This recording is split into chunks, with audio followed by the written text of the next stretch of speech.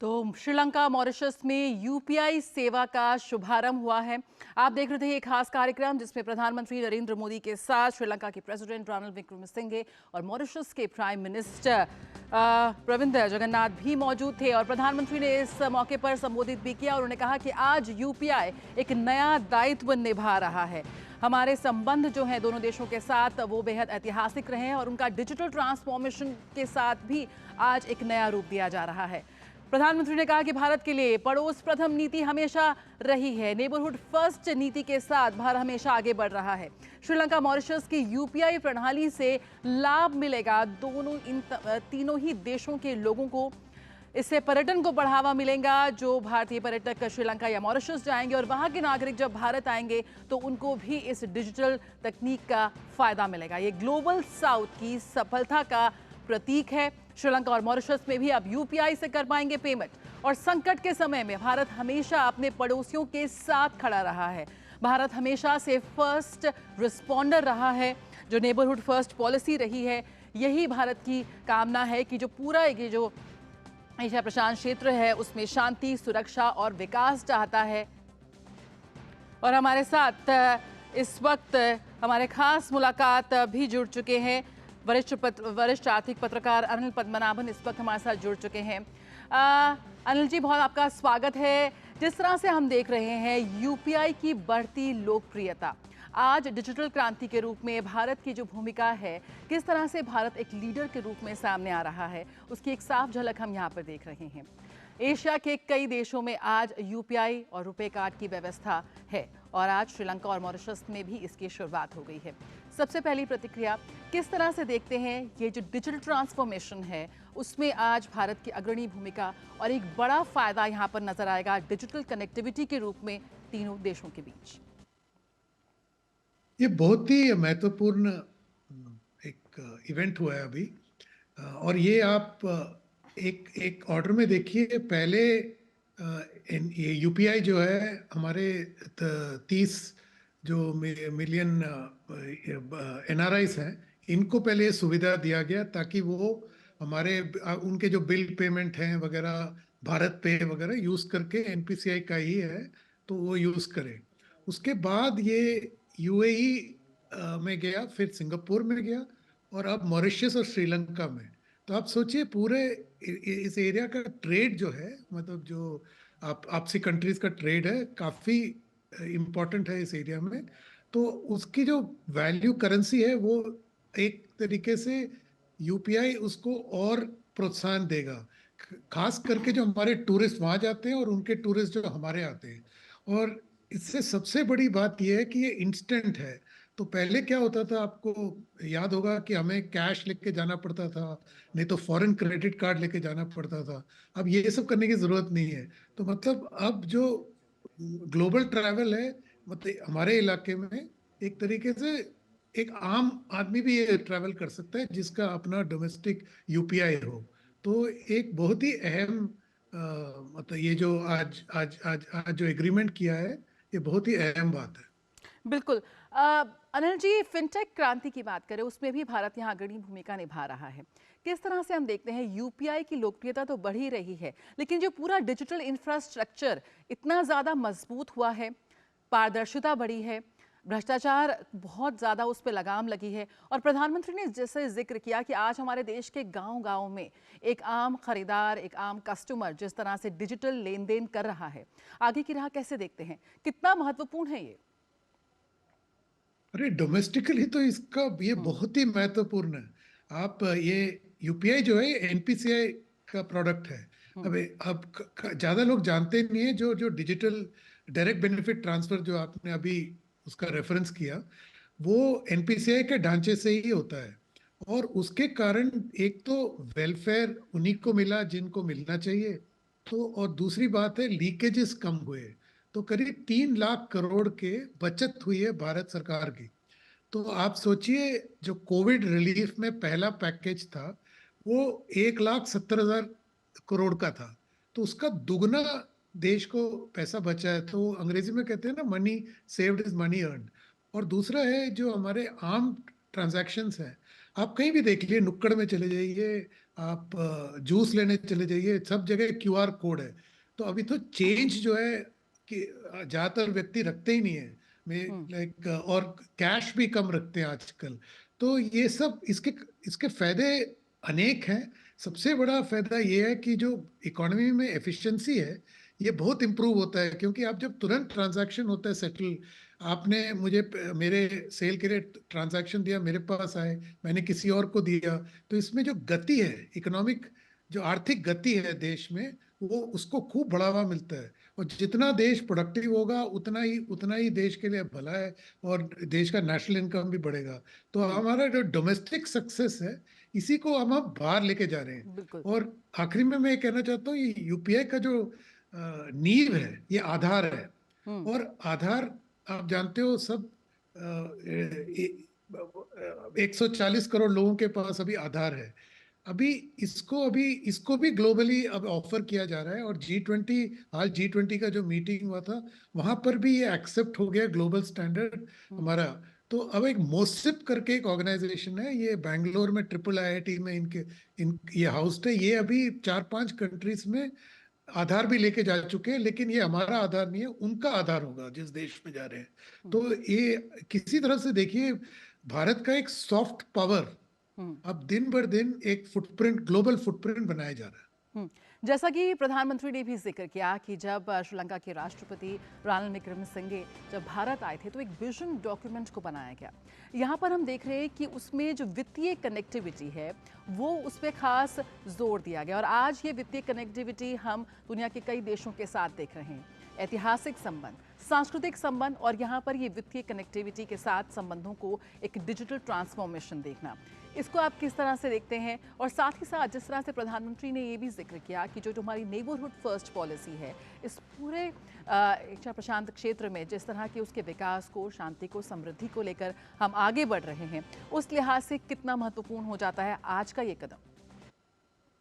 बहुत ही महत्वपूर्ण है, क्योंकि अगर हमारी जो कल्चरल, पहले ये सारा सारा इलाका एक कल्चरली समान है, काफी कॉमन एरियाज होते हैं कल्चरली। अब आप एक आर्थिक उसको नींव दोगे, जैसे ये दिया है, तो इसमें तो इनके जो आपसी संबंध है और गहरे होंगे। तो एंड ये बड़ा इम्पोर्टेंट है, क्योंकि इसमें एक डिप्लोमेटिक इम्पैक्ट भी होता है। अगर आप आर्थिक करीबी है, तो डिप्लोमेटिक करीबी भी रहेगी। आप देखिए, अभी यूएई और भारत के बीच में ये 10 साल पहले इतनी करीबी नहीं थी जितनी आज है। इसका मूल कारण एक है कि प्रधानमंत्री वहां खुद गए हैं 5-6 बारी।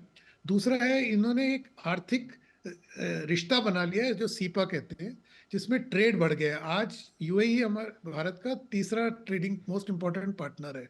तो वैसे ही आप सोचिए, श्रीलंका के साथ, मॉरिशस के साथ, ये जितना आर्थिक गहराई बढ़ेगी, उतना ही रिश्ता भी बढ़ेगा। और जितने रिश्ते बढ़ेंगे, भारत का मतलब एक ग्लोबल एक छवि वो और बनेगी। बिल्कुल। तो फिजिकल और डिजिटल के बाद अब फाइनेंशियल कनेक्टिविटी के एक नए दौर की यहाँ पर शुरुआत हो रही है। कुछ समय पहले हमने देखा कि आईफिल टावर पर भी यूपीआई की शुरुआत हुई, और ये कोशिश है फ्रांस की कि उसे पूरे देश में इस यूपीआई व्यवस्था को लागू किया जाए। यानी कि साफ तौर पर जो भारत की यूपीआई टेक्निक है, ये तकनीक है, आज ग्लोबल होती जा रही है। किस तरह से आप देखते हैं यहाँ पर भारत के जो कूटनीतिक रिश्ते हैं उसका भी जिक्र प्रधानमंत्री ने किया। ग्लोबल साउथ की आवाज़ बनकर उभरा है भारत, और कोशिश यही रहती है कि जब भी पड़ोसी राज्यों के साथ, अगर पड़ोसी देशों के साथ कोई भी अगर मुश्किल आती है, तो यहाँ पर भारत साफ तौर पर सबसे पहला खड़ा होता है।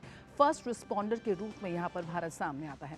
उसका भी जिक्र किया प्रधानमंत्री ने, और दोनों ही देशों के जो शीर्ष नेतृत्व वहाँ मौजूद थे, उन्होंने भी इस बात का जिक्र किया। उसको किस लिहाज से देखते हैं? वही मैं कह रहा हूँ, जैसे भारत एक पड़ोसी का रोल जैसे भारत ने अपनाया है, इस एरिया में किसी देश, मतलब पूरे सब कॉन्टिनेंट में किसी देश ने ऐसा व्यवहार नहीं किया है। आप कोविड देख लीजिए, जो उन पे संकट आते हैं, तो जब तक पाकिस्तान में भी संकट आते हैं, भारत ने अपना दोस्ती का हाथ बढ़ाया है। तो ये एक, अब ये पहले एक तरीके से कोई नोटिस नहीं करता था, अब ज्यादा अब ज्यादा नोटिस किया जा रहा है। और अब आप देख रहे हो G20 में जो भारत का नेतृत्व था, तो सारे ग्लोबल लीडर जब आए तो उन्होंने भी यही बात दोहराया कि भारत ने कोविड के टाइम और खास करके कोविड के टाइम जो वैक्सीन पहुंचाए अनेक देशों में, श्रीलंका में भी, तो इससे एक एक छवि जो मैं कह रहा हूँ ना और बढ़ेगी, और बढ़ा है और बढ़ेगी। और इसमें आप यही मैं कह रहा हूँ, जो एक कल्चरली जब देश आगे ऐसे ग्लोबल फुटप्रिंट बनाता है तो इसको हम सॉफ्ट पावर कहते हैं। जी। जैसे अमेरिका का सॉफ्ट पावर बहुत ही अहम है, वैसे भारत का भी सॉफ्ट पावर है, बट ये डिफरेंट तरीके। पहले हमारा सॉफ्ट पावर क्या होता था? बॉलीवुड होता था, खाना होता था, मतलब आर्ट होता था। अभी आपका डिजिटल पब्लिक इंफ्रास्ट्रक्चर एक सॉफ्ट पावर का बहुत अहम हिस्सा हो गया है। और इसमें आर्थिक जो आर्थिक जो बातें वो भी जुड़ गई हैं, तो इसमें और भी ये जो नींव है मतलब और गहरा बन गया है। बिल्कुल, पहले जो सॉफ्ट पावर में जिन चीज़ों की बात होती थी उससे आगे बढ़ते हुए आज भारत टेक्नोलॉजी के दौर में टेक्नोलॉजी बांट रहा है इन देशों के साथ, जो कि एक बहुत बड़ी बात है। और इन सभी ने इस वक्त जो दोनों देशों के जो शीर्ष नेतृत्व मौजूद थे उन्होंने हमारे पुराने व्यापारिक रिश्तों का भी जिक्र किया। किस लिहाज से आप देखते हैं कि जब हम आज की बात कर रहे हैं, आज तकनीक के जरिए एक नए रिश्ते यहाँ पर पनपते नजर आ रहे हैं, कौन से ऐसे क्षेत्र हो सकते हैं जिन पे हम और ज़्यादा यहाँ पर मजबूती देख सकते हैं श्रीलंका और मॉरिशस की, अगर हम बात करें भारत से? खास करके इन दोनों देशों का ही नहीं, आप इसको ना मतलब जैसे मैंने शुरू में ही कहा, और भी कंट्री, यूएई, आपने फ्रांस का भी उदाहरण दिया।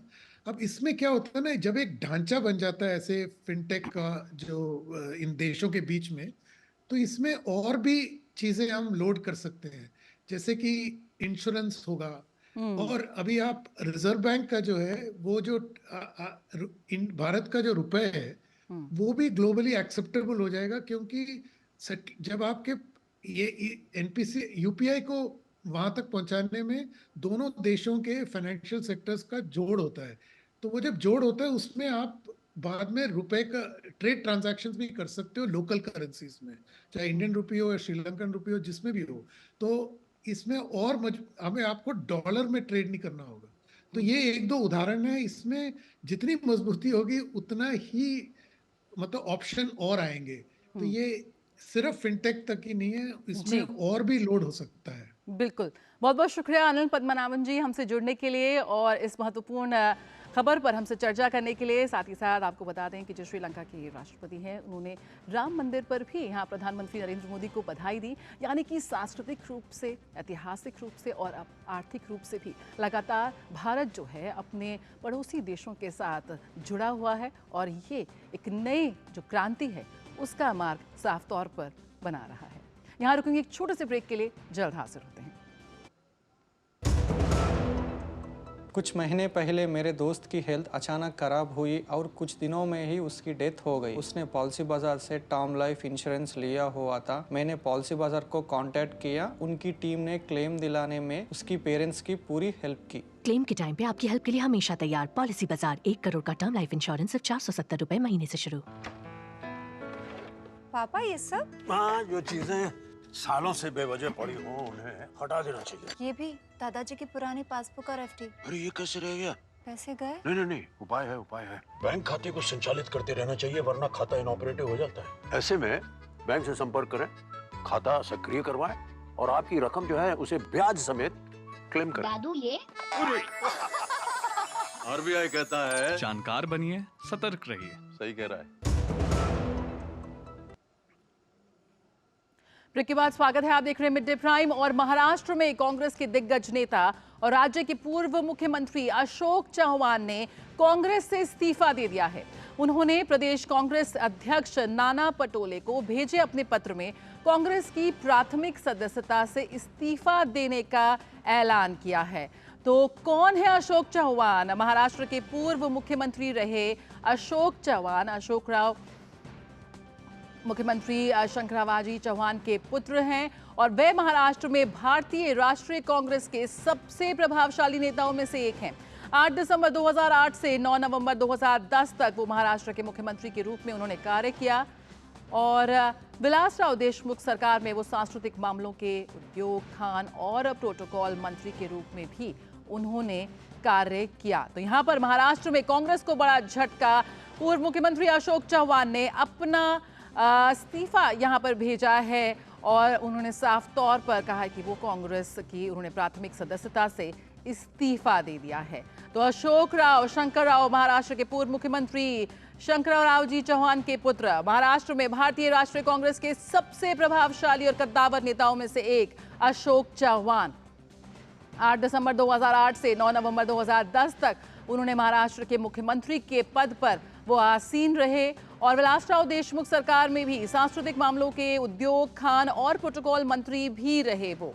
और नांदेड़ की सीट को अशोक चव्हाण का गढ़ माना जाता है। साल 2019 के लोकसभा चुनाव में अशोक चव्हाण चुनाव हार गए थे और अगर हम उनके करियर की बात करें तो काफी लंबा उनका करियर रहा है और महाराष्ट्र प्रदेश कांग्रेस कमेटी के महासचिव के रूप में उन्होंने अपने राजनीतिक करियर की शुरुआत की थी। साल 1987 में वो नांदेड़ लोकसभा सीट से पहली बार सांसद का चुनाव उन्होंने जीता था और साल 1992 में वो विधान परिषद के सदस्य बने। साल 1993 में वो महाराष्ट्र सरकार में मंत्री बने और साल 1995 से 1999 तक वो महाराष्ट्र प्रदेश कांग्रेस कमेटी के महासचिव रहे। साल 2003 में विलासराव देशमुख सरकार में वो मंत्री बने। विलासराव देशमुख की जगह बने सीएम। साल 2008 में वो मुंबई में हुए आतंकी हमले के बाद तत्कालीन मुख्यमंत्री विलासराव देशमुख ने इस्तीफा दे दिया था, जिसके बाद अशोक चव्हाण को मुख्यमंत्री बनने का मौका मिला था। इसके बाद साल 2009 में महाराष्ट्र विधानसभा चुनाव जीतने के बाद चव्हाण फिर से मुख्यमंत्री बने। खास बात यह है कि उस वक्त केंद्रीय मंत्री और महाराष्ट्र के कद्दावर नेता सुशील कुमार शिंदे भी सीएम पद की रेस में थे। इसके बावजूद कांग्रेस आलाकमान की पहली पसंद बने अशोक चव्हाण। इसी से उनकी सियासी हैसियत का अंदाजा आप लगा सकते हैं। हालांकि सहयोगी एनसीपी लगातार गैर मराठा नेतृत्व का दबाव भी बढ़ा रहा था। तो यहां पर एक बड़ा झटका लगा है कांग्रेस को जब अशोक चव्हाण ने कांग्रेस को अलविदा कह दिया है। और शिशिर इस वक्त हमारे साथ और जानकारी के साथ जुड़ रहे हैं। क्या हो रहा है कांग्रेस में? शिशिर, आखिर क्या वजह रही कि अशोक चव्हाण ने भी कांग्रेस को टाटा बाय बाय कहने का डिसीजन ले लिया? बिल्कुल, देखिए जरा इस वक्त अगर देखा जाए कांग्रेस की स्थिति महाराष्ट्र में बेहद ही खराब हो चुकी है। मुंबई की बात करें तो मुंबई में कुछ ही दिनों पहले बाबा सिद्दीकी हो या फिर हम बात करें जिस प्रकार से देवड़ा हो, जिन्होंने कांग्रेस की साथ छोड़ी, और अब राज्य स्तर पर अगर देखा जाए तो अशोक चव्हाण भी जो है वो कांग्रेस की साथ उन्होंने आज छोड़ दी है। उन्होंने रेजिग्नेशन दे दिया है कांग्रेस से और इस्तीफा दिया है उन्होंने। अब तक हालांकि स्पष्ट नहीं हो पा रहा है कि अगली राह अशोक चव्हाण की क्या होगी, लेकिन जो कयास लगाए जा रहे हैं महाराष्ट्र में, जो मीडिया रिपोर्ट्स इस वक्त जो है उसके अनुसार जो है अशोक चव्हाण बीजेपी में जा सकते हैं, ये कयास यहाँ पे लगाए जा रहे हैं। लेकिन सिर्फ अशोक चव्हाण एक ही नाम जो है वो सीमित नहीं है इस वक्त। अगर हम बात करें आज जो उप मुख्यमंत्री है महाराष्ट्र के बीजेपी के कद्दावर नेता देवेंद्र फडणवीस ने एक बात की कि अभी तो कई सारे और नेता है जो बीजेपी में आना चाहते हैं। इसका मतलब अगर देखा जाए तो जो अशोक चव्हाण के कांग्रेस में जो समर्थक है, शायद वो विधायक भी जो है वो कांग्रेस को इस्तीफा दे सकते हैं। तो ऐसे में कांग्रेस को एक बड़ा झटका महाराष्ट्र में लग सकता है लोकसभा चुनाव से पहले। हालांकि अशोक चव्हाण वो नाम थे जिन्होंने 2014 में जो है लोकसभा चुनाव जीता था, जो हम देख रहे थे कि पूरे भारत में बिल्कुल। तो अशोक चव्हाण साफ तौर पर यहाँ पर कांग्रेस से नाखुश नजर आ रहे थे, लेकिन क्या कुछ खबरें इस वक्त निकल कर आ रही हैं कि उन्होंने ये भी बीच में कहीं जिक्र किया था कि घुटन सी महसूस होती है और कांग्रेस आला कमान की से वो काफी नाखुश थे। क्या कुछ इस वक्त जानकारी मिल रही है शिशिर कि क्या वजह रही कि आखिर अशोक चव्हाण ने छोड़ा कांग्रेस को?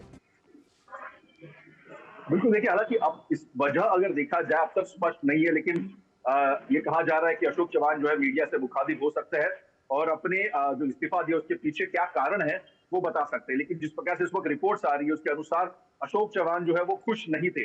और अमूमन यही बात जो है देवेंद्र फडणवीस ने आज जो उनकी प्रेस वार्ता हुई थी उनमें कहा कि जो कांग्रेस नेता है वो अपने वरिष्ठ नेताओं से खुश नहीं है एक घुटन महसूस कर रहे हैं, ये बात उन्होंने कही। और इसीलिए कई नेता इस वक्त बीजेपी के संपर्क में है। यही बात कही जा रही कि अशोक चव्हाण भी जो है उनके सामने, उनके साथ भी यही बात घटी होगी, ऐसा कयास लगाया जा रहा है। लेकिन वो इस बारे में पूरी स्पष्टता हालांकि थोड़ी देर में अशोक चव्हाण मीडिया को भी देंगे। लेकिन जिस प्रकार से हमने देखा कि पिछले कुछ दिनों में, खासतौर पर पिछले कुछ सालों में, कई नेता जो है कांग्रेस का साथ छोड़ चुके हैं। ऐसे में महाराष्ट्र में कांग्रेस को अगर देखा जाए, एक बड़ी हार यहाँ पर अगर हम देख पा रहे हैं कि आने वाले समय मिल सकती है, क्योंकि जो नेता है, बड़े नेता है, राधाकृष्ण विखे पाटिल का हम नाम ले ले, हर्षवर्धन पाटिल जो इस वक्त बीजेपी में, उनका नाम ले ले, और अब अगर देखा जाए तो अशोक चव्हाण जो है एक कद्दावर नेता है, वो अगर देखा जाए तो ऐसे में कई बड़े नेता कांग्रेस का दामन छोड़ चुके हैं। तो ऐसे में बड़ी शिकस्त होगी कांग्रेस को महाराष्ट्र में आने वाले समय शिशिर, में। ये भी खबर मिल रही है कि अशोक चव्हाण और भी नेताओं के साथ संपर्क में है, और उन 7 में नेताओं के साथ क्या वो भाजपा ज्वाइन करने के मूड में है? देवेंद्र फडणवीस ने जिस तरह से एक प्रेस कॉन्फ्रेंस भी की है, उसमें भी कहीं ना कहीं वो थोड़ी जानकारी या इशारा करता नजर आया इस ओर। मैं इसी बात पर ये कह रहा था कि कई सारे नेता, ये तो महज एक नाम है अशोक चव्हाण, लेकिन अशोक चव्हाण के समर्थित जितने भी विधायक है महाराष्ट्र में, तो वो भी उनकी एक लंबी कतार है। तो ये भी कहा जा रहा है कि कई ऐसे विधायक है, कई ऐसे कांग्रेसी नेता है, वो अशोक चव्हाण के साथ जो है कांग्रेस को छोड़ सकते हैं। ये भी कयास लगाया जा रहा है। उसमें कई नाम है, जैसे मैंने कहा कि कई सालों से अशोक चव्हाण का अगर हम महाराष्ट्र में, खासतौर पर कांग्रेस में अगर नाम देखें, तो ऐसे में कई नाम उनके साथ जुड़े हैं, उनके साथ है, कई विधायक उनके साथ है। तो एक बड़ा तबका कांग्रेस का इस वक्त जो है, जो कि बड़े नेता भी हम कह सकते हैं, विधायक भी कह सकते हैं, जो कांग्रेस में इस वक्त, वो कांग्रेस को छोड़ सकते हैं। ये भी कयास यहाँ पे लगाया जा रहा है। कई सारे नाम इस वक्त चर्चा में, लेकिन हालांकि अब तक वो नामों की पुष्टि नहीं हुई है। इस वक्त जो नाम हमारे सामने वो अशोक चव्हाण है, लेकिन मैं कहना चाहूंगा कि अशोक चव्हाण के साथ साथ कई ऐसे बड़े दिग्गज नाम भी होंगे महाराष्ट्र कांग्रेस के, जो कांग्रेस का दामन छोड़ सकते हैं। जी जया। शिशिर, मिलिंद देवड़ा, उसके बाद बाबा सिद्दीकी, अब अशोक चव्हाण, 3 बड़े नेता इस महीने में कांग्रेस को छोड़ चुके हैं, अपना इस्तीफा दे चुके हैं। क्या कुछ खबरें वहां से आ रही हैं? क्या कुछ प्रतिक्रिया कांग्रेस इस पूरे जो लोग उनसे जा रहे हैं, उनके अपने ही लोग उनको छोड़ के जा रहे हैं, क्या उधर से कोई प्रतिक्रिया आई है?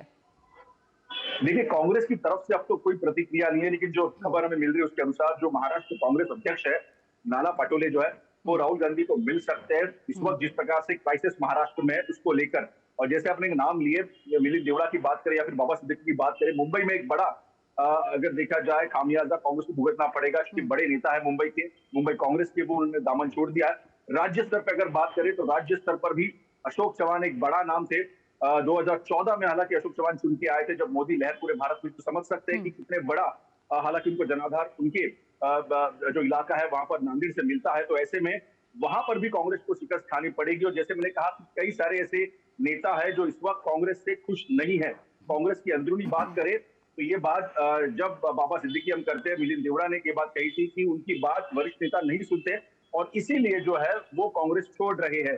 और ऐसे में ये कतार अगर देखी जाए काफी लंबी है, जिसका जिक्र आज देवेंद्र फडणवीस ने भी किया था। जी जया। बिल्कुल, लेकिन शिशिर, इस बात को लेकर कितनी स्पष्टता सामने आ रही है कि अशोक चव्हाण जब अब छोड़ रहे हैं तो अकेले नहीं छोड़ रहे, अपने साथियों को भी लेकर आएंगे। बिल्कुल, हालांकि स्पष्ट नहीं है जया। हालांकि मैं कह रहा हूं कि एक बड़े कद्दावर नेता है कांग्रेस के, तो ऐसे में उनको काफी समर्थन है कांग्रेस में भी नेताओं का, और जो विधायक है उनका भी।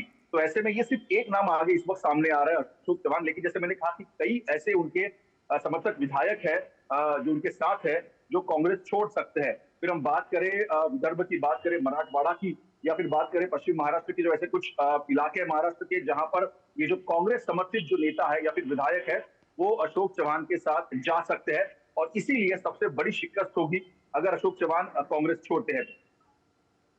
बिल्कुल, तो यहाँ पर अगर शीर्ष नेतृत्व भारत जोड़ो यात्रा में लगा हुआ है, ऐसे में कांग्रेस जोड़ो यात्रा में भी उनको ध्यान देना होगा। बहुत बहुत शुक्रिया शिशिर, फिलहाल इस जानकारी के साथ जुड़ने के लिए। तो एक ही महीने में कांग्रेस को यहाँ पर एक बड़ा झटका, महाराष्ट्र की अगर बात करें, महाराष्ट्र में 3 बड़े नेताओं ने कि महीने में कांग्रेस से इस्तीफा दे दिया। पहले मिलिंद देवड़ा, उसके बाद बाबा सिद्दीकी और अब अशोक चव्हाण ने भी कांग्रेस आलाकमान को अपना इस्तीफा दे दिया है, यानी कि कांग्रेस को छोड़ दिया है। बड़े कद्दावर नेता रहे हैं अशोक चव्हाण महाराष्ट्र में कांग्रेस के, और उनका भी इस तरह से कांग्रेस को छोड़ देना, काफ़ी नाखुश और असंतुष्ट वो नज़र आ रहे थे कांग्रेस आलाकमान से, और यही वजह है कि आज उन्होंने अपना इस्तीफा सौंप दिया है। क्या वो भाजपा ज्वाइन करते हैं या उनका आगे का रुख क्या होता है, इस पर अभी आगे खबर साफ आएगी, तो देखते हैं आगे आगे होता है क्या। फिलहाल मिड डे प्राइम में रुकेंगे एक छोटे से ब्रेक के लिए, जल्द हाजिर होते हैं।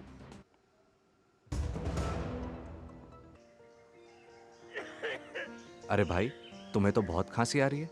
चलो, पास में ही आयुष्मान आरोग्य मंदिर है, दिखा दूं। जांच और उपचार दोनों मुफ्त हो जाएगा। और अगर कुछ बड़ा निकल गया तो आयुष्मान कार्ड है ना, 5 लाख तक मुफ्त उपचार कहीं भी कभी भी।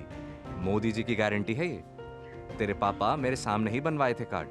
और बताऊं, मोदी जी ने प्रधानमंत्री भारतीय जन औषधि केंद्र खुलवाकर महंगी दवाइयों से मुक्ति दिला दी है हम सबको। यहाँ दवाइयाँ सस्ती और अच्छी मिलती हैं। ये तो जानता हूँ, पापा भी वहीं से दवाई लेते हैं। देखा, सबको उत्तम स्वास्थ्य सेवा सुविधा देने की मोदी जी की गारंटी। करोड़ों लोग लाभ ले रहे हैं, आओ हम भी लें। मोदी की गारंटी यानी हर गारंटी पूरा होने की गारंटी। महंगे इलाज की छुट्टी, मोदी की गारंटी। मोदी सरकार की गारंटी, भारत होगा गरीबी मुक्त। 5 सालों में 13 करोड़ 50 लाख लोगों को गरीबी से बाहर निकाला। हमारा संकल्प विकसित भारत। मौसम को अपने पैशन के बीच जो नहीं आने देते, मैं उनका फैन हूं। मेरी तरह SBI भी आपका फैन है, इसलिए SBI आपके लिए थोड़ी एक्स्ट्रा मेहनत करता है। तो excellent customer service, assistance to MSMEs और टेक्नोलॉजी ड्रिवन बैंकिंग सॉल्यूशंस। घर छोड़ दूं, SBI बदल रहा है क्योंकि हम एक बदलते देश के फैन हैं। SBI, देश का फैन। आप देख रहे हैं मिड डे प्राइम और अब बात करते हैं आज की सबसे बड़ी खबर की। कतर में भारत सरकार की एक बड़ी कूटनीतिक जीत हुई है। 8 पूर्व भारतीय नौसैनिकों को रिहा कर दिया गया। इनमें से 7 लोग भारत लौट भी आए हैं। विदेश मंत्रालय ने एक बयान जारी कर कहा कि भारत सरकार कतर में हिरासत में लिए गए देहरा ग्लोबल कंपनी के लिए काम करने वाले 8 भारतीयों की रिहाई का स्वागत करती है। हम इनकी घर वापसी के लिए कतर के अमीर के फैसले की सराहना करते हैं। भारत ने इससे पहले इन भारतीयों को मिली मौत की सजा के खिलाफ दोहा में अपील भी दायर की थी। इसके बाद पिछले साल कतर ने इन भारतीय नागरिकों की फांसी की सजा को कम कर दिया था। दोहा में भारत के राजदूत ने गिरफ्तार किए गए इन पूर्व भारतीय नौसैनिकों से अक्टूबर 2022 में मुलाकात की थी। मार्च 2023 में अदालत ने कई जमानत याचिकाओं में से दायर आखिरी याचिका भी खारिज कर दी। मार्च के अंत में ही मुकदमा शुरू हुआ और 26 अक्टूबर को इन सभी पूर्व नेवी अफसरों को मौत की सजा सुनाई गई थी। इसके बाद विदेश मंत्री S जयशंकर ने सजा पाए लोगों के परिवार के सदस्यों से मुलाकात भी की थी। Captain Navtej Singh Gill, captain Saurabh Vashisht, commander Purnendu Tiwari, captain Birendra Kumar Verma, commander Suganakar Pakala, commander Sanjeev Gupta, commander Amit Nagpal और नाविक रागेश कतर में Dahra global technologies and consultancy services में काम कर रहे थे। अहम बात यह है कि ये घोषणा प्रधानमंत्री नरेंद्र मोदी के 2 दिवसीय संयुक्त अरब अमीरात दौरे पर जाने से एक दिन पहले हुई है। इन सबके बीच रिहा हुए पूर्व नौसैनिक पीएम मोदी की तारीफ करते नहीं थक रहे हैं। कह रहे हैं कि उनके व्यक्तिगत हस्तक्षेप के बाद ही आज वो सकुशल लौटे हैं। वापस इंडिया पहुंच गए हम सेफ एंड साउंड और definitely honourable prime minister Shri Modi को धन्यवाद करना चाहेंगे कि उनके पर्सनल इंटरवेंशन से ये पॉसिबल हुआ और गवर्नमेंट ऑफ कतार के हिज एक्सेलेंसी द अमीर को कि उन्होंने ये होने दिया। It is only possible without the intervention of prime minister Modi. It won't be. आज हम आपके सामने खड़े नहीं होने होते अगर इंटरवेंशन नहीं होता at that level, highest level. Prime minister Modi की हम लोग बाहर आ सके और वापस अपने कंट्री में आ सके। Thank you so much. ये वाले दिन का हम बहुत दिनों से वेट कर रहे थे और प्राइम मिनिस्टर मोदी और उनका पर्सनल इंटरवेंशन, उनका इंटरेक्शन, और एक और मौका लेना चाहता हूँ कि थैंक करूँगा एमीर को कतर के जिनके उनके इंटरेक्शन के कारण आज हम यहाँ खड़े हैं। Very happy to be back, and it's only possible due to the intervention of our Prime Minister and his personal interaction and involvement with the Amir of Qatar. And we're thankful so much for the government of India. Thank you so much. We have waited almost 18 months to be back in India. We're extremely grateful to the Honorable Prime Minister, Shri Narendra Modi ji. It certainly wouldn't have been possible without his personal intervention and that equation with the Emir of Qatar. I think we are grateful to the government of India at the bottom of our heart. करीब 18 महीनों के गुजार के बाद आज ये लोग अपने वतन पर वापस पहुंचे हैं। और मीनाक्षी लेखी ने कतर की जेल में बंद 8 पूर्व भारतीय नौसैनिकों की रिहाई और 7 की वतन वापसी को प्रधानमंत्री की कूटनीतिक जीत करार दिया है। उन्होंने कहा कि प्रधानमंत्री के प्रयासों से इन पूर्व भारतीय नौसैनिकों की स्वदेश वापसी संभव है। कतर की जेल में बंद भारतीय नौसैनिकों की भारत में वापसी हुई है। हम कितनी बड़ी कूटनीतिक जीत देखते हैं? ये बहुत बड़ी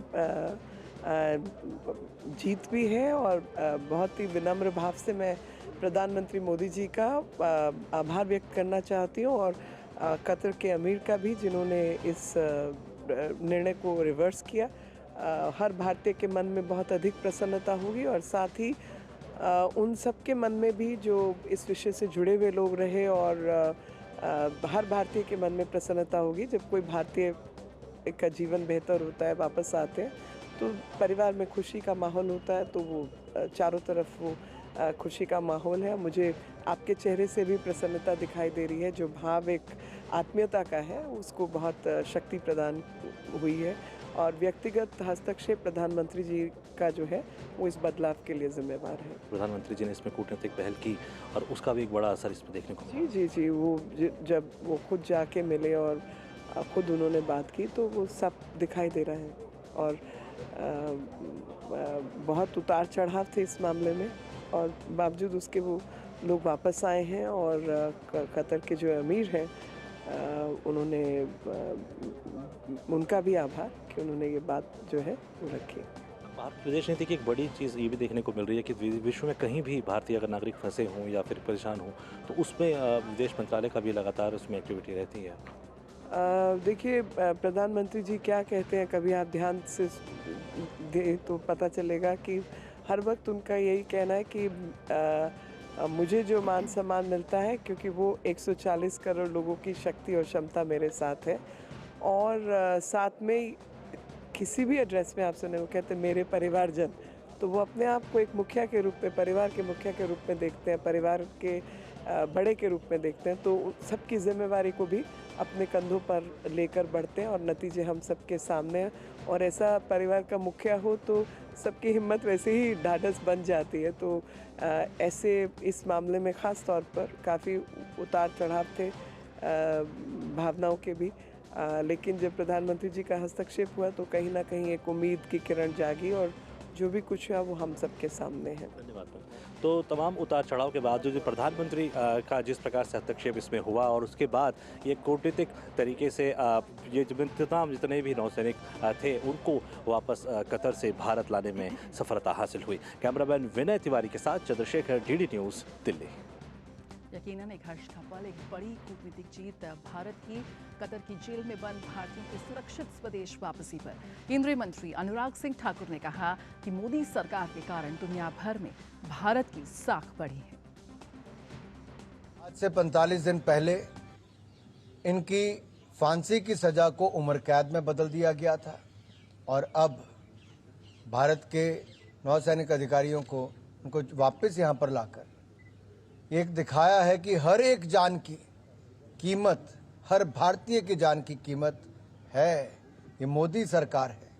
तभी तो ऑपरेशन गंगा में यूक्रेन से लगभग 27,000 भारतीय छात्र छात्राओं को सुरक्षित निकाला गया। दुनिया के किसी भी कोने में युद्ध हुआ हो या संकट आया हो, भारत के लोगों को सुरक्षित निकालकर लाया गया।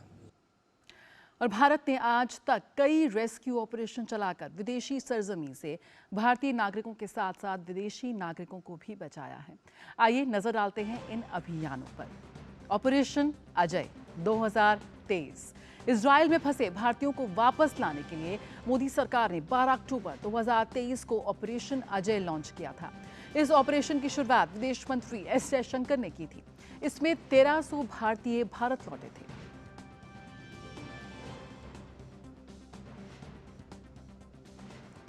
ऑपरेशन कावेरी साल 2023 सूडान में चल रहे गृह युद्ध में भारत सरकार द्वारा भारतीय नागरिकों और विदेशी नागरिकों को निकालने के लिए भारतीय सशस्त्र बलों द्वारा चलाया गया एक अभियान था। यह अभियान 24 अप्रैल 2023 को शुरू किया गया था और इस अभियान के तहत 17 भारतीय वायुसेना की उड़ानों और 5 भारतीय नौसेना के जहाजों की मदद से कुल 3,862 भारतीयों को सूडान से निकाला गया। 2022 अगर साल की बात करें तो ऑपरेशन गंगा, जब यूक्रेन में फंसे सभी भारतीय नागरिकों को वापस लाने के लिए एक निकासी मिशन चलाया गया। इस बचाव अभियान के माध्यम से 22,000 से अधिक भारतीय छात्रों को सकुशल घर वापस लाया गया। रूसी सेना द्वारा हमलों की एक श्रृंखला शुरू करने के बाद तथा यूक्रेन में युद्ध छिड़ने के बाद साथ ही वर्तमान में रूस और यूक्रेन के बीच तनाव बढ़ने के बीच यह अभियान प्रारंभ किया गया था। मिशन वंदे भारत साल 2020। कोरोना वायरस के कारण वैश्विक यात्रा पर प्रतिबंध होने से विदेश में फंसे भारतीय नागरिकों को वापस लाने हेतु वंदे भारत मिशन चलाया गया। इस मिशन के तहत कई चरणों में 30 अप्रैल 2021 तक लगभग 12 लाख से अधिक भारतीयों को वापस लाया गया। ऑपरेशन समुद्र सेतु साल 2020। ये कोविड-19 महामारी के दौरान भारतीय नागरिकों को विदेशों से घर वापस लाने के राष्ट्रीय प्रयास के हिस्से के रूप में एक नौसैनिक अभियान था। इसके तहत 3,992 भारतीय नागरिकों को समुद्र के रास्ते उनकी मातृभूमि में सफलतापूर्वक वापस लाया गया। भारतीय नौसेना के जहाज जलाश्व, ऐरावत, शार्दुल तथा मगर ने इस ऑपरेशन में भाग लिया, जो 55 दिनों तक चला और इसमें समुद्र द्वारा 23,000 किलोमीटर से अधिक की यात्रा शामिल थी। साल 2019 विंग कमांडर अभिनंदन की घर वापसी। 27 फरवरी 2019 को अभिनंदन ने अपने MiG-21 लड़ाकू विमान से पाकिस्तान के आधुनिक F-16 लड़ाकू विमान को मार गिराया था। इस घटना में विंग कमांडर अभिनंदन वर्धमान का जेट दुर्घटनाग्रस्त हो गया था और उन्हें POK के एक गांव से गिरफ्तार कर लिया गया था। भारतीय वायुसेना के विंग कमांडर अभिनंदन वर्धमान 1 मार्च 2019 को भारत लौटे थे। पाकिस्तान में करीब 60 घंटे बिताने के बाद अभिनंदन को अटारी वाघा बॉर्डर पर भारतीय अधिकारियों को सौंपा गया था। ब्रसेल्स से निकासी साल 2016। मार्च 2016 में बेल्जियम जेविंटम में ब्रसेल्स हवाई अड्डे पर तथा मध्य ब्रसेल्स में मालबीक मेट्रो स्टेशन में एक आतंकवादी हमले की चपेट में वो आ गया था और इसके तहत जेट एयरवेज की फ्लाइट से 28 क्रू मेंबर्स समेत कुल 242 भारतीयों को भारत लाया गया। ऑपरेशन राहत साल 2015।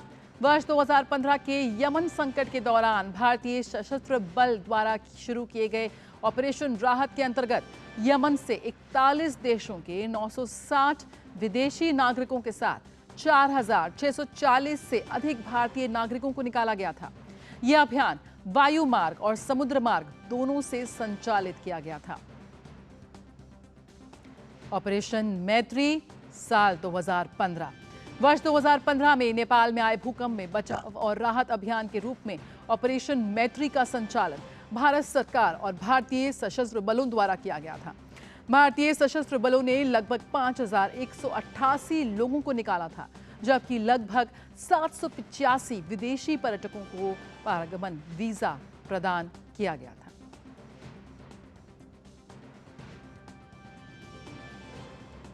और इस विशेष खबर पे हमारे साथ जुड़ गए हैं हमारे खास मेहमान प्रोफेसर स्वर Singh, school of international studies JNU से। प्रोफेसर साहब, बहुत बहुत स्वागत है आपका डी न्यूज़ के इस खास बुलेटिन मिड डे प्राइम में। अगर हम बात करें आज की इस बड़ी भारत की कूटनीतिक जीत की, एक ये मामला पेचीदा था, बहुत मुश्किलें थी इसमें, एक लंबा समय लगा, लेकिन जो लगातार प्रयास रहे भारत के, आप सबसे पहले आपकी पहली प्रतिक्रिया आज ये जो हमारे पूर्व नौसैनिक हैं, आज वो उनकी वतन वापसी हुई है, जिस तरह से हमने उनको सुना कि एक लंबे इंतज़ार के बाद करीब 18 महीने के बाद आज वो वतन वापस आए हैं, सबसे पहली प्रतिक्रिया आपकी? सबसे पहले तो ये खुशी की और गर्व की बात है कि भारत अपने नागरिकों को इस तरह से बचाकर वापस देश ला सकता है, उसका एक बहुत अच्छा और बड़ा उदाहरण है। पर ये नतीजा है लगातार भारत की जो विदेश नीति में बदलाव आया है उसी का। अब देखें कि पिछले 10 वर्ष में लगातार प्रधानमंत्री यहाँ भी जाते हैं तो भारतीय नागरिकों से, भारत मूल के लोगों से लगातार अक्सर ऐसा कहते हैं कि पासपोर्ट का रंग मायने नहीं रखता है। उनका रिश्ता यदि भारत से है तो उन सभी भारतीयों को, भारतीय मूल के नागरिकों, लोगों को कहीं भी हो, उनको उनकी सलामती, उनकी सुरक्षा, उनके कल्याण की जिम्मेदारी भारत लेगा। ये संदेश लगातार विश्व भर में जा चुका है। और जब तक बात करते हैं हम ये मध्य पूर्व एशिया की, यहाँ करीब मान लीजिए 1 करोड़ के आसपास भारतीय और भारतीय मूल के लोग इन कई देशों में रहते हैं, तो अक्सर खबरें ऐसे सुनते थे हम कि इस साल 200 भारतीय नागरिक मारे गए एक खास देश में, उसमें कतर का नाम भी आता था। पर लगातार ये कोशिश जो है कि उनको सुरक्षा मिले, रक्षा मिले और यदि कानूनी सहायता की जरूरत है वो भी उनको लगातार मिलनी चाहिए। ये लगातार जो बदलाव आया है उसी का एक नतीजा ये है। और ये हमारे जो समझ में बदलाव आया है वो केवल इसलिए ही नहीं कि वो भारतीय हैं और खून का रिश्ता है। मैं ये भी कहना चाहूंगा कि आप देखें कि जितना भारतीय लोग वापस रेमिटेंसेस भारत को भेजते हैं हर साल, वो पूरे विदेश से जो हमारे यहाँ निवेश होता है, जब विदेश से जो वित्तीय सहायता भारत को मिलती है उससे ज्यादा है। तो वो न केवल हमारे समाज से जुड़े हुए हैं, हमारे विकास से जुड़े हुए हैं सब भारतीय, और विकास में लगातार वो न केवल तकनीक के हस्तांतरण में या वहां से तालमेल अच्छा बनाने में, पर खास जो वित्तीय सहायता है एक तरह से रेमिटेंसेस की, उसके नजरिए से भी ये लोग बहुत अहम हिस्सा है भारत की बदलती तस्वीर का। इसीलिए मुझे लगता है कि प्रधानमंत्री ने खुद व्यक्तिगत तौर पर पहल करने की कोशिश की कि किस तरह से इन नागरिकों को वहां से बचाया जाए। और बहुत ही जटिल, जैसा आपने कहा कि बिल्कुल हालात, उनको मृत्युदंड मिल चुका था। बिल्कुल बहुत पेचीदा था ये मामला। शुरुआत में शुरुआत की अगर हम बात करें, अगर आप पूरी क्रोनोलॉजी देखें तो जो शुरुआत में जो विकल्प सबसे पहले सामने आए थे कि एक कानूनी पहल होगी, राजनयिक रूप से के माध्यम से उन तक पहुंच बनाई जाए। शुरुआत से ही एमईए की तरफ से भी बहुत ही संतुलित और बैलेंस तरीके से इनके स्टेटमेंट सामने आए कि किस तरह से पूरी कोशिश है और कि किस तक सबसे पहले उनके पहुंच बनाया जाए, क्योंकि यहाँ पर कतर के कानून भी काफ़ी सख्त हैं। तो ऐसे में ये जो मामला था थोड़ा हटके था, अलग था, लेकिन जिस तरह से भारत ने अपने चिरपरिचित अंदाज में अपनी पूरी ताकत झोंक दी, उसकी एक झलक आज पूरा विश्व देख रहा है। हाँ बिल्कुल, आपने ठीक कहा कि ये भारत की जो कोशिश है, आपने अक्सर देखा होगा कि जब हम अपने नागरिकों को वापस लाते हैं रेस्क्यू करके, तो कई बार दूसरे देश के नागरिकों को भी हम इस तरह की सहायता देते हैं, उनको भी अपने साथ वहां से मुश्किल के जो हालात हैं उनसे निकाल कर बाहर लाते हैं। तो भारत की एक जो छवि है कि भारत अपने नागरिकों का कितना ध्यान रखता है, और उसके साथ साथ एक मानवीय दृष्टिकोण जो भारत का है, किस तरह से दूसरे देशों को भी इस तरह की सहायता, उनके नागरिकों को भी सहायता भारत दे सकता है। तो ये भारत का जो तरीका है विदेश नीति चलाने का, विश्व से जुड़ने का, एक तरह से कुछ क्षेत्रों में अपना नेतृत्व दिखाने का, वो बिल्कुल सोच अलग है। ये इससे एक तरह से सामने नजर आता है। और उसमें ये बड़ी खास उदाहरण, जैसा हम बार बार कह रहे हैं कि इतना जटिल मुद्दा था कि उनको मृत्युदंड मिल चुका था, और इतना आसान नहीं होता कि आप इतनी जल्दी उसको जेल टर्म में कन्वर्ट कर दें, फिर उनको रिलीज भी करा लें और भारत वापस भी ले आए। मध्य पूर्व एशिया के कुछ देशों के कानून, जैसा आप जानती हैं, बहुत जटिल है, वहाँ उनका जो जस्टिस सिस्टम है वो उतना आसान नहीं है। पर यह बात अलग है कि काउंसिलर लेवल की जो हम हमेशा से हस्तक्षेप करते थे, उसके अलावा जो आज राजनीतिक तौर पर जो एक तरह से पहल हुई है, शुरुआत हुई है, कोशिश हुई है, वो उसको एक अलग स्वरूप देता है। वो यही दिखाता है कि भारत आज अपने नागरिकों के या भारतीय मूल के लोगों के साथ किस तरह से जुड़ा हुआ है विश्व भर में, और उसका बहुत फायदा हमें मिलने वाला है, क्योंकि पूरे विश्व में जो भारत की छवि है, जो भारत की एक तस्वीर है, वो बदलती हुई नजर आती है। और उसमें एक बहुत ही मील का पत्थर इसको कह सकते हैं कि आपने इस तरह से 9 अपने नागरिकों को वहां से इतने जटिल समस्या में फंसे होने के बावजूद उनको वापस इतनी जल्दी अपने देश वापस ले आए हैं। तो ये मुझे लगता है कि और भी जितने आज ऐसा आप बार बार सुनते हैं संसद में बहुत से इन प्रश्नों का उत्तर हमारे विदेश मंत्री दे चुके हैं। आज ऐसा सोचा जाता है कि करीब 9000 से ज्यादा भारतीय लोग जो हैं वो विश्व में अलग अलग जेलों में हैं। तो उन सभी का उत्साह भी बढ़ता है इस एक तरह से को देखकर कि शायद उनके लिए भी कुछ भारत पहल करेगा और उसका कुछ अच्छा असर निकलेगा। तो ये पूरा जो भारत का छवि है उसमें बदलाव है। जो भारत के नागरिक जेलों में हैं उनको एक और एक उत्साह का माहौल, उनको उत्साह मिलता है इससे। तो मुझे लगता है कि ये पूरा जो भारत की बदलती हुई छवि है, भारत की जो विदेश नीति में बदलाव है, बिल्कुल। उसी का प्रोफेसर स्वर्ण सिंह, यहाँ पर उनके वतन वापसी के लिए कतर के अमीर की भी सराहना की जा रही है, उनको भी धन्यवाद दिया जा रहा है कि उन्होंने इनकी रिहाई मुमकिन की। लेकिन जब से हम पिछले 10 वर्षों में आप देख सकते हैं एक बड़ा पैराडाइम शिफ्ट यहाँ पर हुआ है। भारत की विदेश नीति में छवि जो बदल रही है वो अलग, यहाँ पर साख बढ़ रही है, भारत का दबदबा बढ़ रहा है, भारत का रुतबा बढ़ रहा है। जिस तरह से जो शुरुआती मीडिया रिपोर्ट्स आई थी कि बिल्कुल नामुमकिन है, उसको यहाँ भारत ने मुमकिन कर दिखाया। किस तरह हुआ उस पर लगातार चर्चा हो रही है, लेकिन लगातार कोशिश, पुरजोर कोशिश और अपने नागरिकों की जो पूरे विश्व में कहीं भी हैं, एक बड़ा संदेश यहाँ पर उन तमाम भारत वंशियों को जा रहा है जो पूरे विश्व में यहाँ मौजूद हैं, साथ ही उन तमाम देशों को भी कि भारत अपने नागरिक को किसी भी जो मुश्किल में है, फंसे हैं पूरे विश्व में कहीं भी, उसके लिए अपनी पूरी जान लगा देगा। किस तरह से देखते हैं जो एक बड़ा शिफ्ट यहाँ पर भारत की विदेश नीति में और ये जो डिप्लोमेसी में, कूटनीतिक जो भारत का अंदाज रहा है, जो पॉलिसीज रही हैं जो हाल के वर्षों में।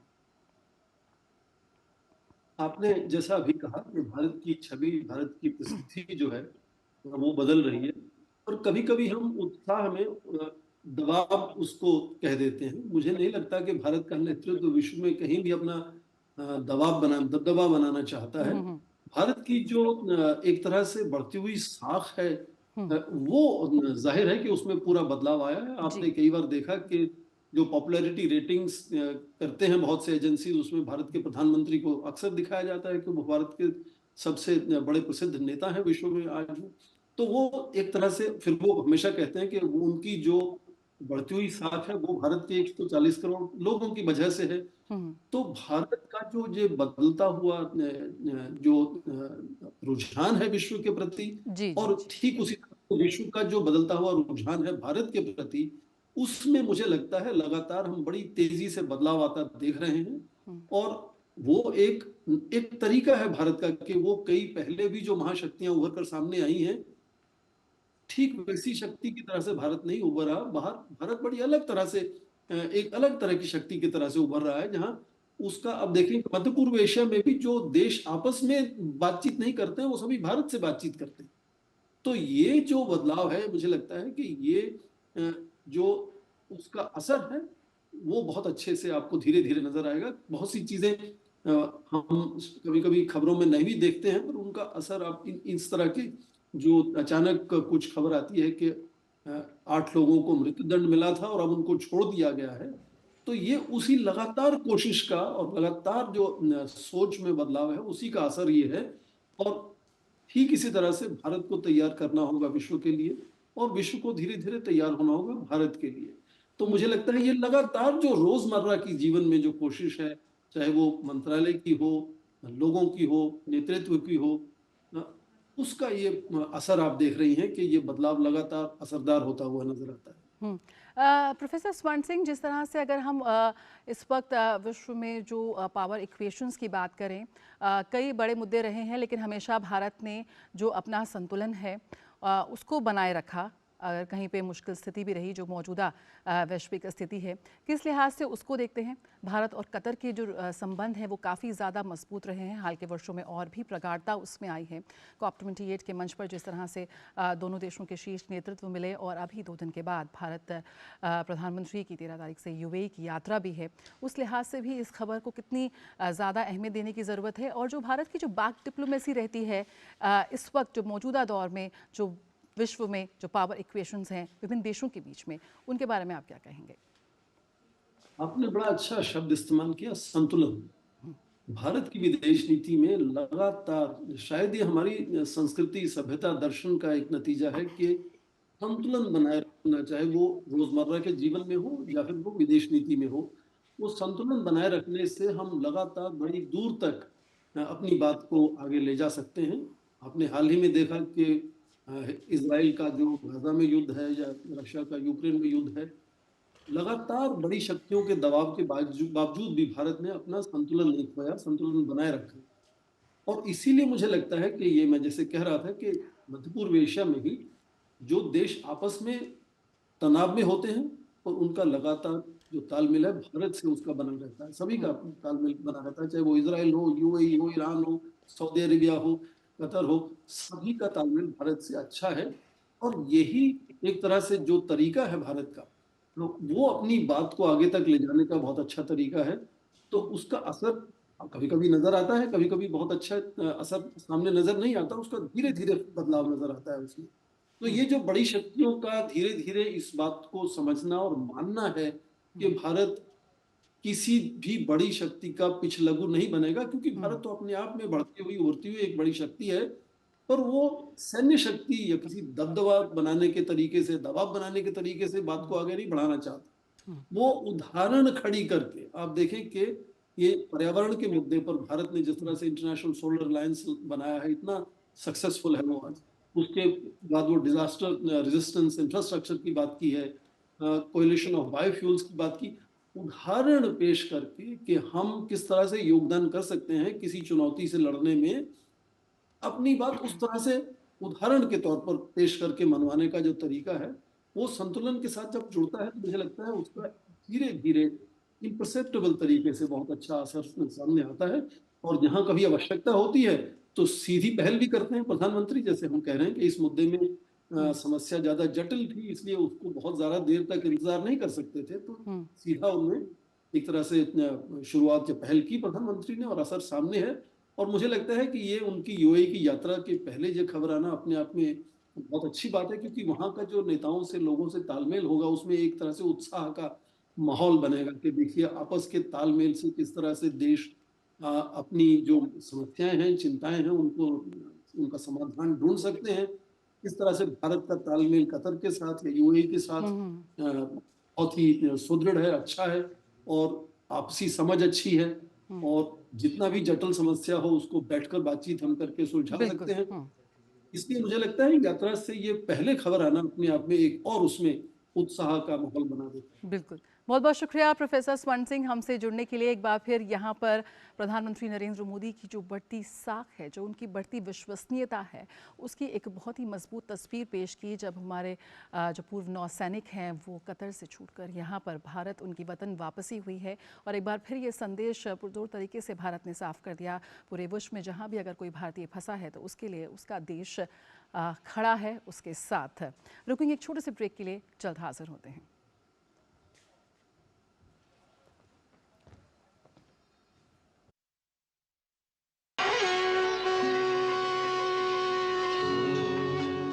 रघुवंश के सारे राजाओं में सबसे प्रतापी यशस्वी होंगे ये चारों कुमार। हाँ, मेरी धनुष दे दो, नहीं तो लक्ष्मण, भरत, शत्रुघ्न पहले पहुंच जाएंगे और हम गिरा लेंगे। या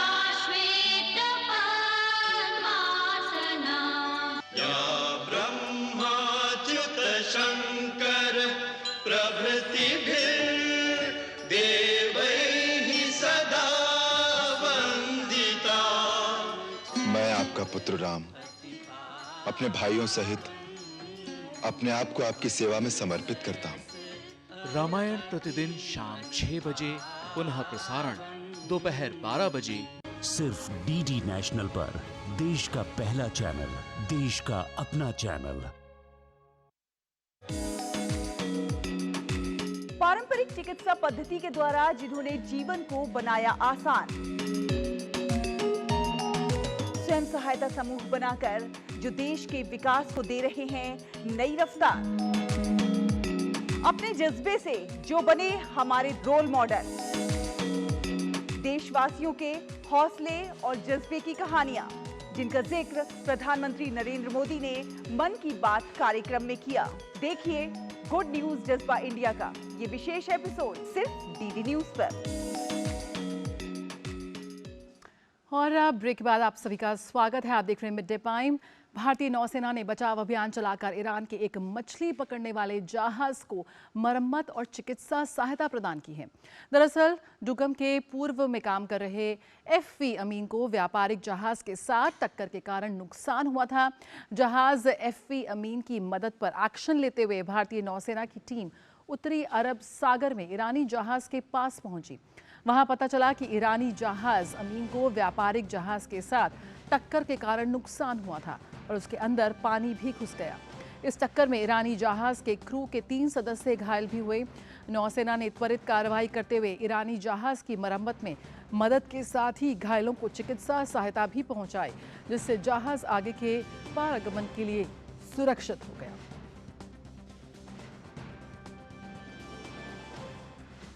प्रधानमंत्री नरेंद्र मोदी ने कहा है कि उनकी सरकार ने भर्ती प्रक्रिया को पारदर्शी बनाया है। उन्होंने कहा कि उनकी सरकार निर्धारित समय सीमा में भर्ती प्रक्रिया पूरी करने के प्रयास कर रही है, ताकि सभी को अपनी अपनी पूरी क्षमता प्रदर्शित करने का अवसर मिल सके।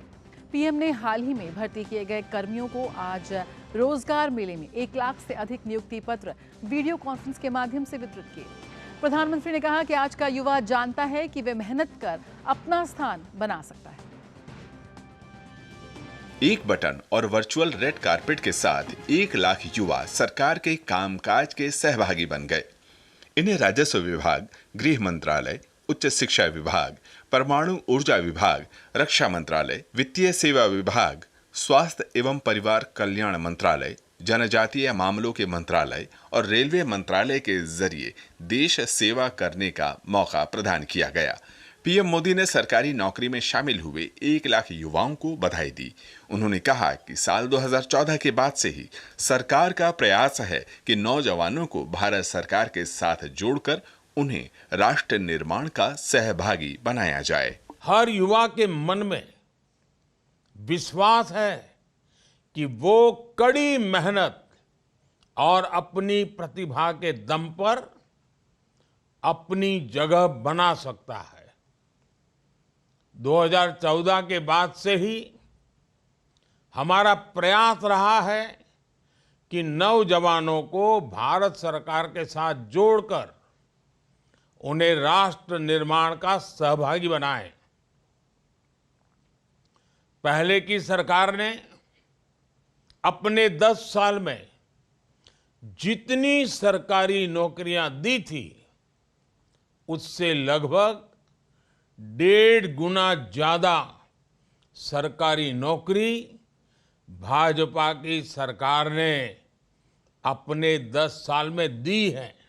मौजूदा सरकार ने नौकरी के लिए विज्ञापन जारी होने से लेकर नियुक्ति पत्र देने की व्यवस्था को पारदर्शी बनाया है। यहां तक कि युवाओं को सरकार में नौकरी देने की प्रक्रिया को तेज गति से चलाया भी जा रहा है। पहले की सरकारों में नौकरी के लिए विज्ञापन जारी होने से लेकर नियुक्ति पत्र देने तक बहुत लंबा समय लग जाता था। इस देरी का फायदा उठाकर उस दौरान रिश्वत का खेल भी जमकर होता था। हमने भारत सरकार में भर्ती की प्रक्रिया को अब पूरी तरह पारदर्शी बना दिया है। इतना ही नहीं, सरकार का बहुत जोर है कि भर्ती प्रक्रिया एक तय समय के भीतर पूरी कर ली जाए। इससे हर युवा को अपनी योग्यता साबित करने का समान अवसर मिलने लगा है। पीएम मोदी ने कहा कि रोजगार मेले के द्वारा भारतीय रेलवे में नियुक्तियां हो रही हैं। भारतीय रेलवे आज एक बहुत बड़े परिवर्तन के दौर से भी गुजर रहा है। उन्होंने कहा कि देश में जब भी कनेक्टिविटी का विस्तार होता है तो उसका प्रभाव एक साथ कई चीजों पर पड़ता है। कनेक्टिविटी बेहतर होने के साथ नए बाजार बनते हैं, पर्यटन स्थलों का विकास होता है, जिससे नए बिजनेस तैयार होते हैं और रोजगार के लाखों नए अवसर बनते हैं। कार्यक्रम के दौरान नई दिल्ली में एकीकृत परिसर कर्मयोगी भवन के प्रथम चरण की आधारशिला भी रखी गई। यह परिसर मिशन कर्मयोगी के विभिन्न हिस्सों के बीच सहयोग और तालमेल विकसित करेगा। Bureau report, DD news. और नई दिल्ली के न्यू मीडिया सेंटर में केंद्रीय मंत्री डॉक्टर जितेंद्र सिंह और विदेश राज्य मंत्री मीनाक्षी लेखी ने सरकारी नौकरियों में चयनित अभियंत्रियों को नियुक्ति पत्र वितरित किए। GST, EPF, Delhi police, CRPF, BRDO और रेलवे सहित तमाम विभागों में 234 युवाओं को नियुक्ति पत्र प्रदान किए गए। इस अवसर पर केंद्रीय मंत्री डॉक्टर जितेंद्र सिंह ने कहा कि इन नियुक्तियों के माध्यम से युवाओं को 2047 तक विकसित भारत बनाने के संकल्प के साथ जोड़ा जा रहा है। रोजगार मेला का क्रम भी मोदी जी की ही कल्पना और उनकी प्रेरणा का नतीजा था। ये उन्हीं से सोच आई थी और हमने देखा कि ये प्रयोग कितना सफल रहा। आज भी 1 लाख से अधिक नियुक्ति पत्र एक साथ जारी कर दिए गए और आज के रोजगार मेला की एक बहुत बड़ी विशेषता ये है कि भारी संख्या में लगभग 10,000 नियुक्तियां अनुसूचित जनजाति के बच्चों के लिए स्थापित किए गए एकलव्य स्कूलों में अध्यापकों को लेकर के हैं और ये एक प्राथमिकता है इस सरकार की। सरकारी नौकरी के नियुक्ति पत्र प्राप्त करने वाले युवाओं में भी जोश देखने को मिला। युवाओं में उनके भीतर 2047 तक विकसित भारत के संकल्प को सिद्ध करने का उत्साह नजर आया। इससे बढ़िया और क्या ही हो सकता है। मिनिस्ट्री ऑफ एक्सटर्नल अफेयर्स में सिलेक्शन हो गया तो इससे ज़्यादा और क्या ही चाहिए। असिस्टेंट सेक्शन ऑफिसर है, सरकार में मौका मिल रहा है काम करने का, तो आई थिंक इससे बढ़िया तो और कुछ हो ही नहीं सकता। जो भी हमें अपॉर्चुनिटी मिली है, कर्तव्य हमें मिले हैं पूरे करने के लिए, मैं पूरी कोशिश करूंगा कि उसको अच्छे से निभा पाऊं और नई कोशिशों के साथ में हम अब पूरा अपना कर्तव्य पूरा करने की कोशिश करेंगे।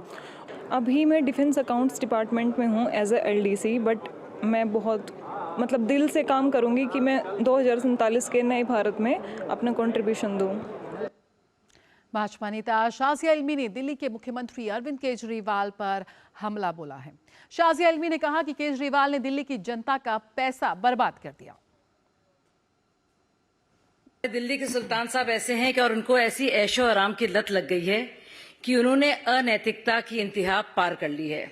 अपने मौज के लिए, आम आदमी पार्टी के प्रचार के लिए दिल्ली सरकार के पैसे पर गुजरात, महाराष्ट्र, कर्नाटक और पंजाब में सबसे महंगे होटल्स में सबसे महंगे कमरों में केजरीवाल जी रहे हैं। सोचिए, प्रेसिडेंशियल स्वीट हो, महाराजा स्वीट हो, महारानी स्वीट हो, इंपीरियल स्वीट हो, जिसका खर्चा 2-3 लाख से लेकर 7 लाख तक होता है। ये इंसान जो गरीब बनने की नौटंकी करता था, किस तरह से बार बार और कई बार फिर से ठग रहा है लोगों को और आंखों में धूल झोंक रहा है। और दिल्ली में किसानों के प्रदर्शन को देखते हुए दिल्ली पुलिस ने पूरी दिल्ली में धारा 144 लगा दी है, जो 12 फरवरी से 12 मार्च 2024 तक लागू रहेगी। 13 फरवरी को प्रस्तावित किसानों के दिल्ली मार्च को देखते हुए दिल्ली पुलिस ने कानून व्यवस्था बनाए रखने के लिए एहतियाती कदम उठाए हैं। किसी भी संभावित गड़बड़ी को रोकने के लिए दिल्ली से लगी सीमाओं पर सुरक्षा बढ़ा दी गई है और पुलिस के साथ साथ अर्धसैनिक बलों की टुकड़ियों को भी तैनात कर दिया गया है। दिल्ली पुलिस ने गाजीपुर बॉर्डर, टिकरी बॉर्डर और सिंधु बॉर्डर पर बैरिकेड्स लगाए हैं। पुलिस इन सीमाओं से गुजरने वाले वाहनों की जांच भी कर रही है। इसके साथ ही हरियाणा और पंजाब बॉर्डर पर वहां की पुलिस ने सतर्कता बढ़ाई है। 100 आदमी मैंने मोबिलाइज किए अपने ज़िले में से, इंक्लूडिंग सिपाही से लेकर DCP तक। तो अभी तक जो इन्फॉर्मेशन है उसके मुताबिक थोड़ा बहुत प्रेशर सिंघू पे और टीकरी पे रहेगा और हो सकता है गाजीपुर साइड में भी आए। मेरे पास 6 बड़े बॉर्डर हैं यहाँ पे, इसमें 2 नन नगरी में, एक हर्षविहार में और एक ज्योति नगर में, फिर एक सभापुर हो जाता है करावल नगर और एक चौहान पट्टी हो जाता है हमारा ट्रॉनिका सिटी के बगल में सोनिया विहार में। तो इन 6 बड़े वाले हैं मेरे। वैसे मेरे मोटरेबल रोड्स हैं करीब 8, तो टोटल 14 मेरे एक्सेस पॉइंट्स बन जाते हैं। तो बड़े वाली सड़कों पे हम लोगों ने मेजर इंतजाम रखा है और छोटी वालों को भी कवर किया है। तो पूरी दिल्ली में धारा 144 लागू हो रही है किसानों के प्रोटेस्ट को देखते हुए। बात हल्द्वानी की करें तो हल्द्वानी के बन फूलपुरा में अतिक्रमण हटाने के दौरान हुए दंगे के बाद से लगातार प्रशासन एवं पुलिस की कार्रवाई जारी है। पुलिस ने इस दंगे में शामिल 30 उपद्रवियों को अभी तक गिरफ्तार किया है। बड़ी संख्या में पुलिस ने उपद्रवियों को हिरासत में लेकर पूछताछ भी की है। नैनीताल प्रशासन द्वारा कड़ा एक्शन लेते हुए थाना बनफूलपुरा के अंतर्गत 120 शस्त्र लाइसेंस कैंसिल कर दिए गए हैं। हल्द्वानी नगर निगम के नगर आयुक्त पंकज उपाध्याय ने बताया कि अभी कर्फ्यू जारी है। अतिक्रमण स्थल में अभी सफाई कार्य प्रगति पर है। ये जो धरपकड़ की गई है उपद्रवियों की, उसमें वो असलहे या उसके जो कारतूस है वही प्राप्त किए गए जो थाने से लूटे गए थे, और कुछ इलीगल वेपन्स भी पाए गए हैं। उस क्षेत्र में भी काफ़ी शस्त्र लाइसेंस जारी किए गए थे, तो निश्चित तौर पर वर्तमान परिस्थितियों में शस्त्र लाइसेंस कैंसिल किए जाने की आवश्यकता थी, उस संदर्भ में कार्रवाई की गई है। दूसरा, जो हमारा कर्फ्यूग्रस्त क्षेत्र है उसका सीमा छोटा कर दिया गया है, इसमें थाना बनफूलपुरा क्षेत्र में लागू कर दिया गया है, बाकी क्षेत्र को छोड़ दिया गया है। स्कूल भी खोल दिए गए हैं। कर्फ्यूग्रस्त क्षेत्र में भी जो रोजमर्रा की चीज़ें उनकी आपूर्तियाँ बहाल कर दी गई हैं, हॉस्पिटल खोल दिए गए हैं। और देश के विभिन्न राज्यों में उप मुख्यमंत्रियों की नियुक्ति को चुनौती देने वाली याचिका को सुप्रीम कोर्ट ने खारिज कर दिया है। राज्यों में उप मुख्यमंत्रियों की नियुक्ति के खिलाफ सुप्रीम कोर्ट में एक जनहित याचिका दायर की गई थी। याचिका में कहा गया कि संविधान के तहत कोई प्रावधान नहीं होने के बावजूद विभिन्न राज्य सरकारों द्वारा उप मुख्यमंत्रियों की नियुक्ति की गई है। संविधान के अनुच्छेद 164 में केवल मुख्यमंत्रियों की नियुक्ति का प्रावधान है। याचिकाकर्ता का कहना था कि इस पद पर अक्सर धर्म या जातीय समीकरण के आधार पर नियुक्ति होती है। यह आर्टिकल 14 का यानी कि आर्टिकल 14 का उल्लंघन है। संविधान में इस पद की कोई व्यवस्था नहीं है। सुप्रीम कोर्ट ने याचिका खारिज करते हुए कहा कि डिप्टी सीएम भी एक मंत्री है, एक विधायक ही होते हैं, इसलिए उप मुख्यमंत्री के पद को असंवैधानिक नहीं कहा जा सकता। और यमुना एक्सप्रेसवे पर आज सुबह एक भीषण सड़क हादसा हुआ। एक्सप्रेसवे पर हुआ यह हादसा इतना जबरदस्त था कि बस और कार धू-धू कर जल उठे। हादसे में कार में सवार 5 लोग बुरी तरह से झुलस गए। घटना में बस सवार यात्रियों को सुरक्षित निकाल लिया गया।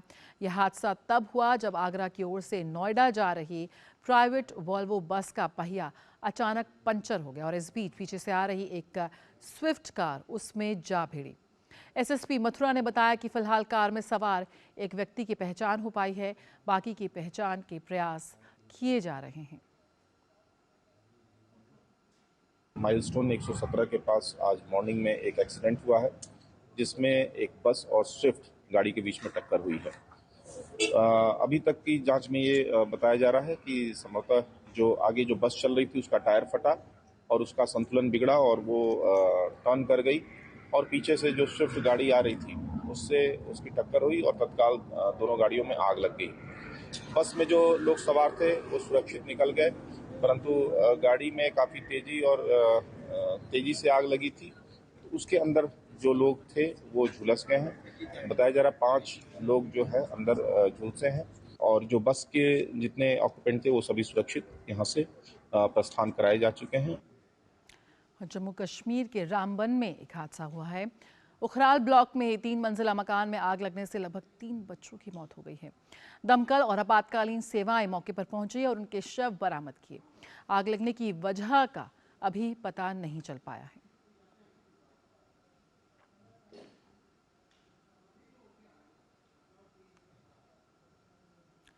और संयुक्त राष्ट्र अमीरात की राजधानी अबू धाबी का पहला हिंदू मंदिर पूरी तरह से बनकर तैयार हो गया है। इस मंदिर में विग्रहों की प्राण प्रतिष्ठा का अनुष्ठान 14 फरवरी को पूरा होगा। इस दिन पीएम मोदी प्राण प्रतिष्ठा का अनुष्ठान में शामिल होंगे, जिसे लेकर आम लोग बेहद खुश हैं।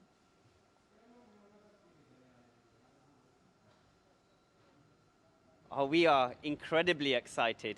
This mandir is a dream come true for everyone in the Indian community living over here in the Middle East. It was under the leadership of Mahant Swami Maharaj, our current spiritual guru, that has helped this temple to come into fruition. And now we are so pleased and excited to see the Honourable Prime Minister of India, Narendra Bhai Modi, coming on the 14th of February. What I love about this place is what the generosity of, first of all, of the rulers in acquiring this land for us, a 27-acre site. And what it will bring back to the community is that message of love, peace and harmony. और दिल्ली में भाजपा अध्यक्ष वीरेंद्र सचदेवा ने हजरत निजामुद्दीन से अयोध्या धाम के लिए संचालित होने वाली आस्था स्पेशल ट्रेन को हरी झंडी दिखाकर रवाना किया। ये ट्रेन 1400 श्रद्धालुओं को लेकर अयोध्या के लिए रवाना हुई। तो खास तौर पर एक स्पेशल ट्रेन यहां पर चलाई गई है, आस्था स्पेशल ट्रेन, जिसको हरी झंडी दिखाई गई। पहला जो 1400 श्रद्धालुओं का जत्था है वो इस ट्रेन के माध्यम से अयोध्या धाम के लिए रवाना हुआ। वहां पहुंचकर वो रामलला के दर्शन करेंगे। बेहद एक खास सेवा सहूलियत यहां पर होगी। तमाम वो लोग जो अयोध्या धाम जाना चाहते हैं, रामलला की प्राण प्रतिष्ठा के बाद उनके दर्शन करना चाहते हैं, और ये स्पेशल ट्रेन यहाँ पे चलाई जा रही है। हम जानते हैं कि कैसे पूरे देश से श्रद्धालुओं का अयोध्या पहुँचने का सिलसिला जारी है। तो इस कड़ी में यहाँ पर एक बेहद सहूलियत श्रद्धालुओं को कि एक स्पेशल ट्रेन यहाँ पर चलाई गई। और गृह मंत्री अमित शाह ने आर्य समाज के संस्थापक स्वामी दयानंद सरस्वती जी की 200वीं जयंती पर एक्स पर लिखा कि आधुनिक भारत के चिंतक तथा आर्य समाज के संस्थापक स्वामी दयानंद सरस्वती जी की 200वीं जयंती पर उन्हें कोटि नमन। स्वामी दयानंद सरस्वती जी ने समाज सुधार के कार्यों से मानव जाति के कल्याण के रास्ते प्रशस्त किए हैं। वेदों की ओर लौटो का नारा देकर उन्होंने धर्म तथा संस्कृति के प्रति समाज को चेतनाशील बनाया। स्वामी जी के प्रगतिशील विचार और विश्व कल्याण की भावना हमें सदियों तक प्रेरित करती रहेगी।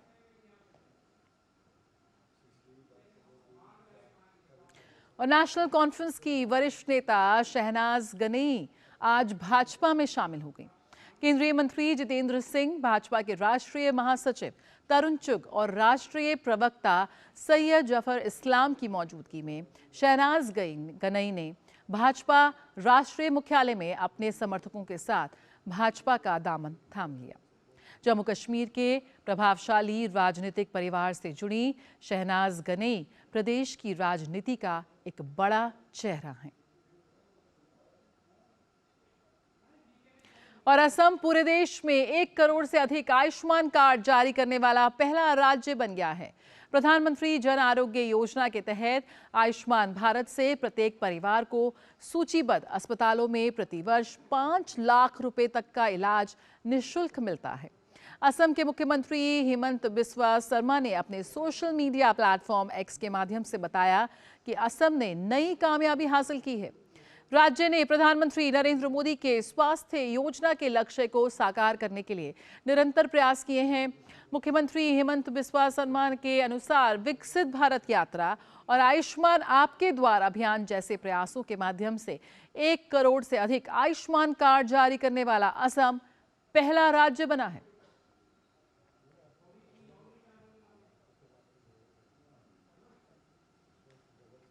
विदेश मंत्री डॉक्टर एस जयशंकर ने आज सुबह आसियान के महासचिव डॉक्टर काओ किम होन से मुलाकात की। मुलाकात के दौरान व्यापक रणनीतिक साझेदारी को आगे बढ़ाने पर चर्चा हुई। मुलाकात का एजेंडा कनेक्टिविटी, खाद्य सुरक्षा और व्यापार पर केंद्रित रहा।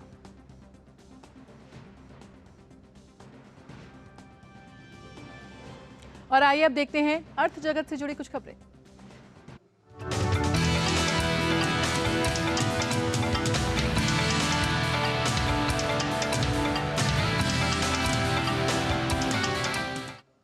वित्त मंत्री Nirmala Sitharaman reserve bank of India के सेंट्रल बोर्ड की बैठक में अंतरिम बजट 2024 और 25 में की गई घोषणाओं के बारे में चर्चा कर रही हैं। बैठक में रिजर्व बैंक के गवर्नर शक्तिकांत दास समेत बड़े अधिकारी शामिल हैं। वित्त मंत्री ने 1 फरवरी को अंतरिम बजट पेश किया था। वित्त मंत्री सीतारमण का ये 6ठा बजट था। सरकार ने इस अंतरिम बजट में महिलाओं और किसानों सहित कुछ प्रमुख सेक्टरों के लिए योजनाओं का दायरा या उनमें फंड का एलोकेशन जरूर बढ़ाया है। आम चुनाव के बाद नई सरकार पूर्ण बजट जून-जुलाई में पेश कर सकती है।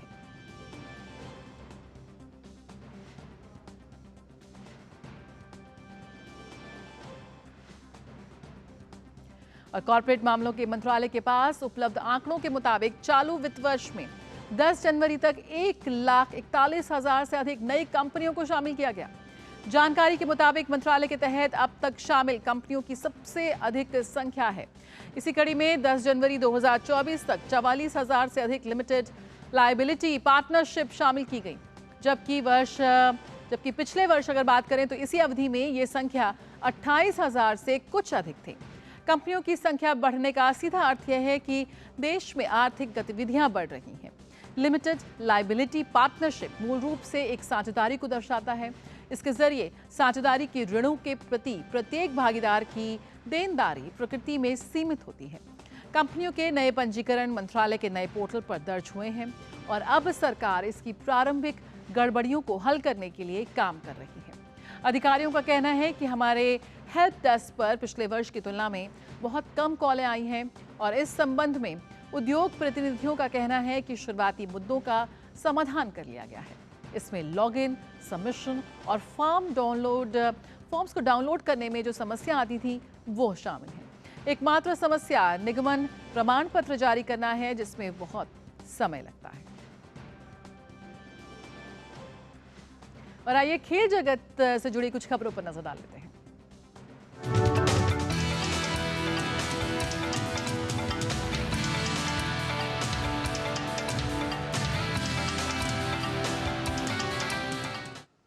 भारतीय एथलीट तेजस्विन शंकर ने इंटरनेशनल हाई जंप गाला अल्मोस्ट एथलेटिक्स प्रतियोगिता में स्वर्ण पदक अपने नाम किया।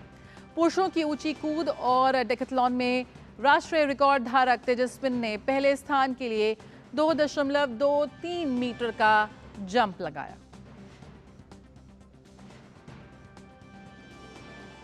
भारतीय पुरुष हॉकी टीम ने FIH प्रो लीग में दुनिया की नंबर 1 टीम नीदरलैंड्स को पेनल्टी शूटआउट में 4-2 से हरा दिया।